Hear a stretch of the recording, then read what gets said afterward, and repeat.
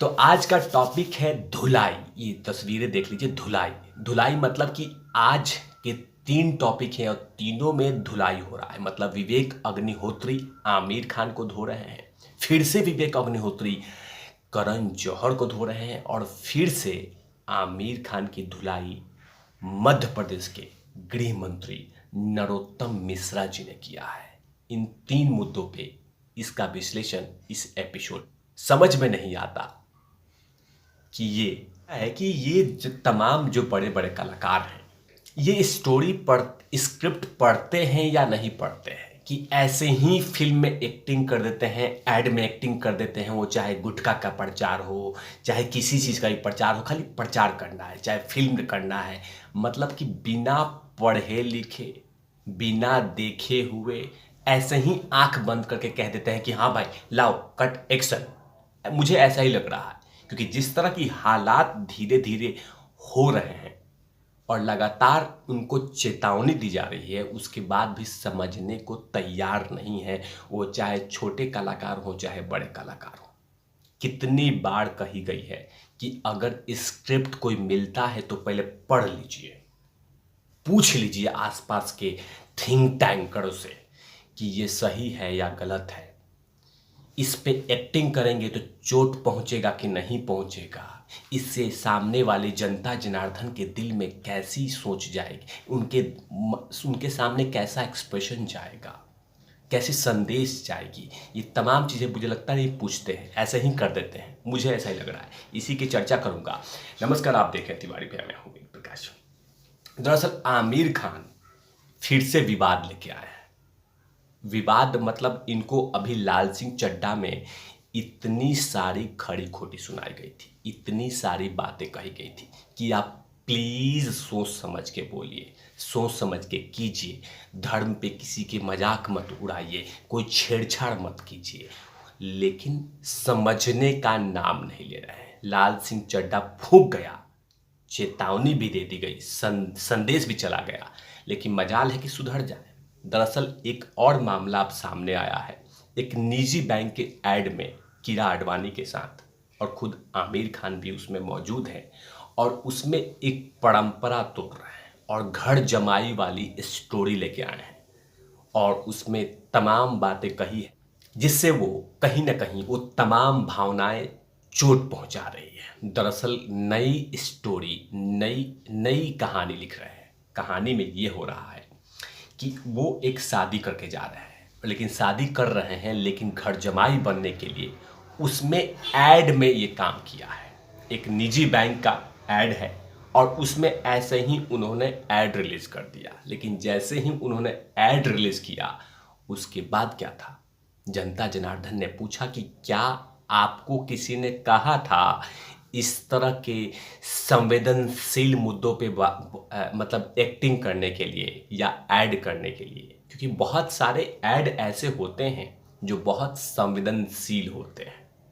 अलग तरीके से भी बैंक इसको प्रमोट कर सकती थी, लेकिन रिश्तों में छेड़छाड़ करना, परंपरा में छेड़छाड़ करना, संस्कृति के साथ छेड़छाड़ करना कौन कहता है? और उसमें ओके भी कर दिया। चलिए मान लीजिए कि वो निजी बैंक ने इनको ऐड दिया था, तो अगर एटलीस्ट अपने आसपास वाले से तो पूछ लेते कि ये स्टोरी, ये ऐड, ये कहानी जनता के सामने कैसी लगेगी। ऐसा कुछ भी नहीं हुआ, मतलब कर दिया। दरअसल मामला था कि जैसे ही उन्होंने ये ऐड किया है उसके बाद विवेक अग्निहोत्री ने जमकर उनकी बखिया उधेड़ कर दी है। जैसे ही उन्होंने देखा तो उन्होंने लिखा कि ऐसी बकवास करते हैं और फिर कहते हैं कि हिंदू उन्हें ट्रोल कर रहे हैं। बेवकूफ, बता दें कि विज्ञापन में आमिर खान और कियारा आडवाणी ने काम किया है। इसमें दोनों दुल्हा दुल्हन बने हुए हैं। ऐड में परंपरा के उलट शादी के बाद आमिर को कियारा के घर जाते देखा जा सकता है। ऐसे इसलिए क्योंकि वह पत्नी के बीमार पिता जिम्मेवारी उठाना चाहते हैं और सोशल मीडिया पे आमिर खान का यही वीडियो तेजी से वायरल हो रहा है। दरअसल घर जमाई वाला मामला सामने आया है और इसी चीज को लेकर जनता जनार्दन ने कहा कि बाकी और भी चीजों है, उस पे आप क्यों नहीं काम करते हैं? आपके धर्म मतलब कि जिस धर्म से आते हैं आमिर खान, उसमें भी कुछ ऐड उड करवाइए ना, कुछ उसमें भी चेंजेस करवाइए। जनता जनार्दन ने तो बहुत सारे ट्रोल करके पूछे हैं कि उसमें आप बदलाव के लिए क्यों नहीं एक्सपेरिमेंट करते हैं। लेकिन अब कहीं ना कहीं ये विवाद पूरी तरह से फैल गया है, और जैसे ही विवाद इस तरह के होते हैं तो खासकर जो मध्य प्रदेश के गृह मंत्री नरोत्तम मिश्रा जी ने ऐसे ही संज्ञान लिया और उन्होंने कड़ी चेतावनी दे दिया। वैसे भी वो कड़ी चेतावनी हमेशा देते हैं, और साथ में अब की बार फिर से एक बार आमिर खान को बहुत सारी बातें कही है। नरोत्तम मिश्रा जी कहते हैं कि आमिर खान ने एक निजी बैंक के विज्ञापन में गृह प्रवेश को लेकर जिस तरह का संदेश दिया है वो आहत करने वाला है। वह धार्मिक आस्थाओं और रीति रिवाज पे सीधा प्रहार करता है।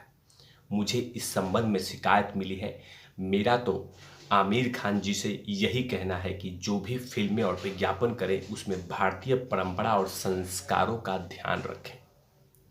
कोई ऐसा काम नहीं करे जिससे किसी की धार्मिक भावनाएं आहत हो। लगातार तोड़ मरोड़ कर अभिनय कर रहे हैं, वह धर्म विशेष की भावनाओं को आहत कर रहे हैं, प्रयास कर रहे हैं, वो बिल्कुल दरअसल गलत है।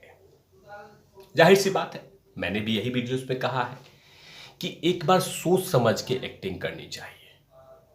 सोच समझ के आप एक्सपेरिमेंट कीजिए, अच्छी बात है, लेकिन कुछ चीज़ों पे सोच समझ के परंपरा को बदलिए मत। ये तो मैं हमेशा से कहा है, लेकिन आमिर खान है।